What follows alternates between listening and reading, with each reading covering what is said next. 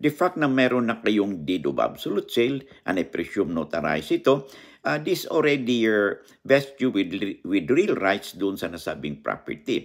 Dahil ayaw mag-cooperate ang seller sa inyo na ipahiram o ibigay sa inyo ang nasabing titulo, at considering na meron kayong certified true copy doon sa nasabing title, ay mag-file kayo ng affidavit of adverse claim sa Register of Deeds. Okay? Now, within 30 days from the filing of the adverse claim, ay kailangan ay mag-file na kayo ng complaint, no, sa korte for specific performance upang sa ganun i-compel ang may-ari ng lupa, no, o seller na i-surrender sa Register of Deeds ang nasabing titulo upang ma-annotate ito. Afterwards, humingi din kayo ng kaakibat na danyos, no, sa ginawa ng Register of Deeds. Lamang na kayo pag may alam sa